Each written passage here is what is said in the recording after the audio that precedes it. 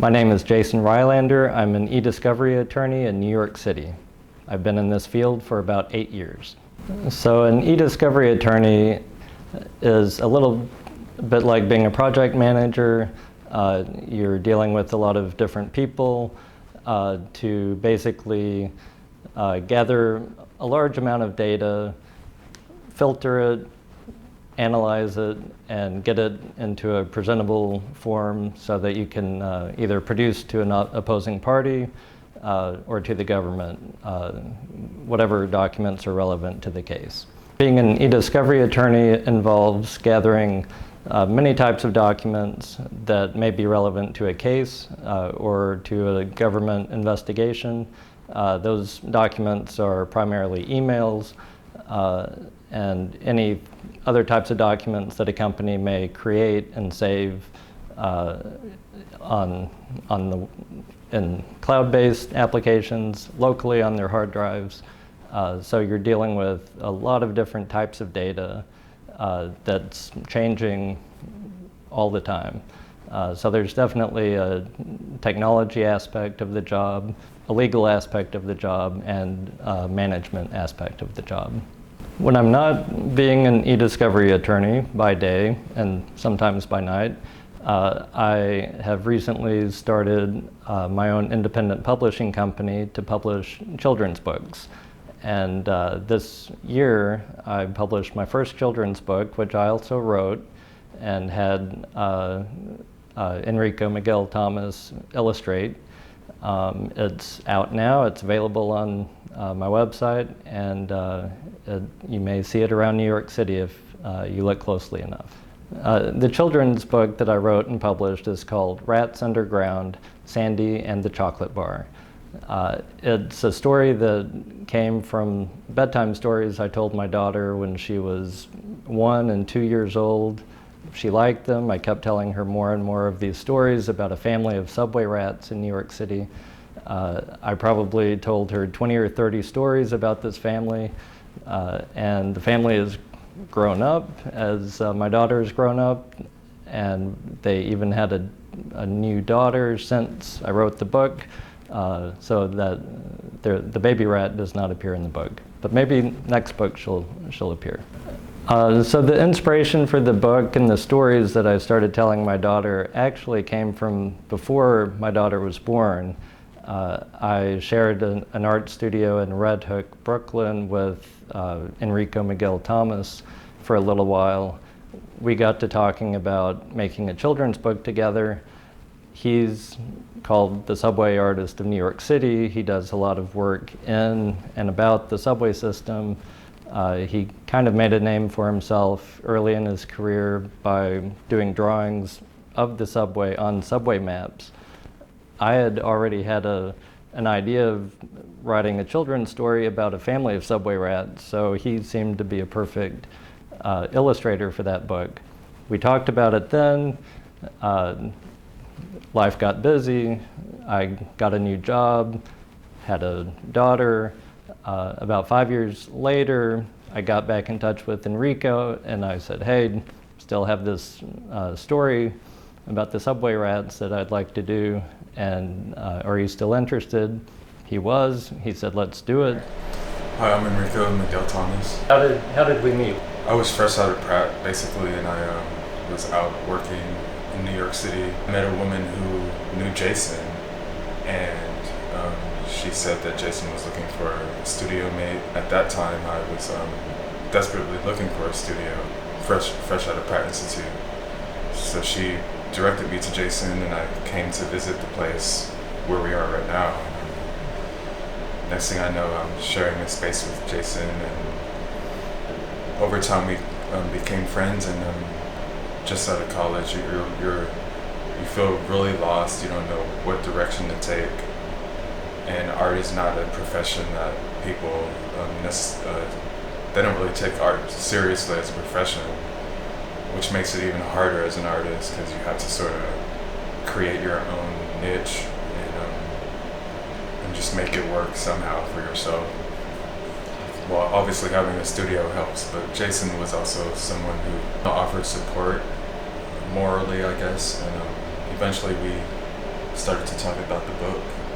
Our mutual friend got to know you when you were doing a lot of work outside the 72nd Street train station, right? Yeah. So she incidentally lived next to the station and would see me there constantly. Over the years, built a pretty large following, and start to get attention from the media even.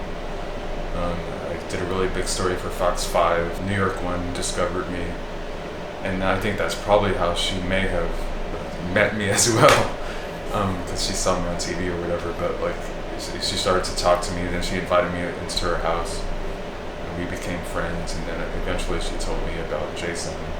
Well, I guess what made you famous, you do art on New York City subway maps. Yeah. Like the one behind you, right? It was really economical because I was really struggling, and it was free paper, dry paper, so I somehow made it work, and people were buying them like left and right. They were becoming really popular, and now they're like all over the world. Celebrities own them. And Shoba, like I said, Shoba became a fan and a friend, and introduced me to Jason. We didn't really follow through on that idea at the time. I ended up with a day job, got busy with other things, and it wasn't until maybe 6 or 7 years later that I was like, Enrique, are you still interested in illustrating a children's book?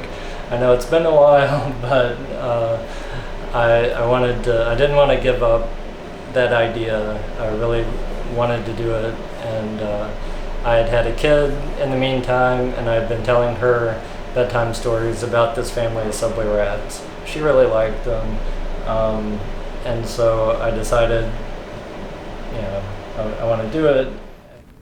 And that was about 2 years ago, so we started putting it together, learning how to make a children's book, which is harder than you might imagine.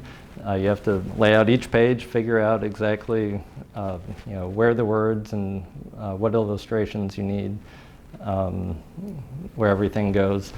And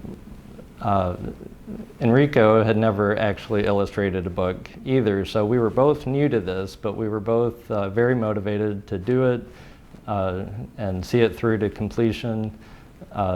And I gotta say, if Enrico hadn't been there, I might not have completed it, because he really kept me going. And when I was stalling out, or other work and life was getting busy, he would bug me and say, "Jason, we gotta do this. When are you gonna get the next draft to me?" And so I really appreciated that and enjoyed that sort of collaboration.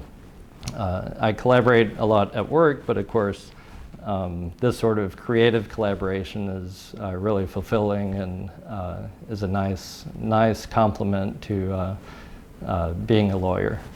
So in creating this book and seeing the whole project through to completion, I've got to say being a lawyer probably helped.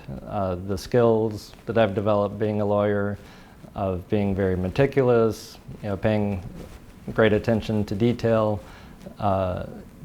coordinating different people to work on a project. All of those skills definitely helped me in creating the book, making it a high quality book, and seeing it through to completion, and not only making a physical book, but setting up the business aspect of it as well. So there's definitely a connection between being a lawyer, my day job, and this new endeavor that I've started. I happen to enjoy the creative part of publishing quite a bit, and that's not something I get too much of in my day job, so it makes for a nice complement to being a lawyer.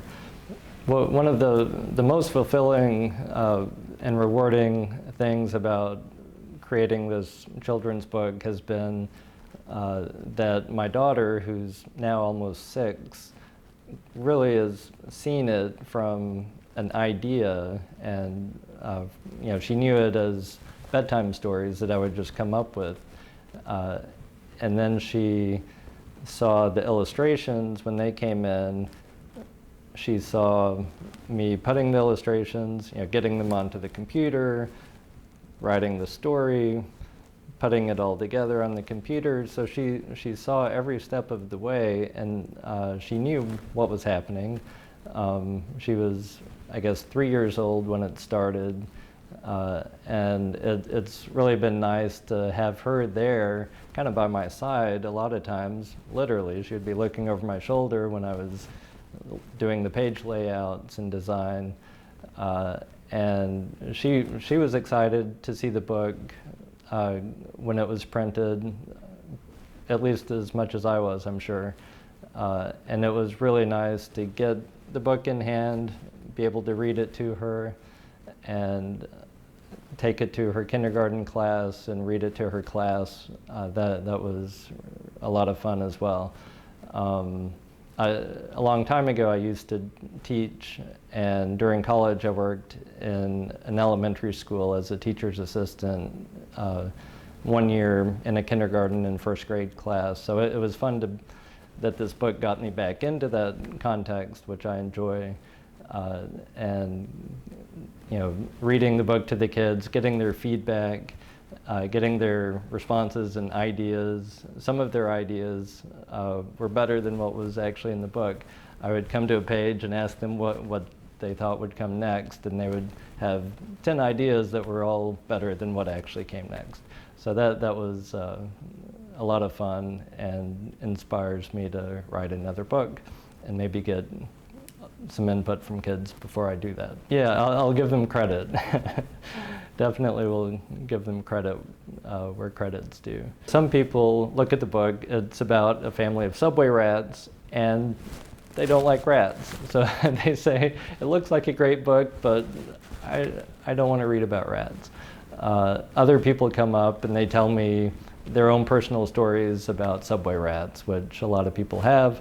I'm sure I'll end up learning more about subway rats than I ever imagined or wanted to know.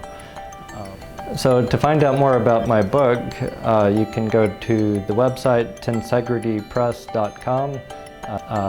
There you'll find more information about myself and about Enrico, the illustrator, and of course you can order the book.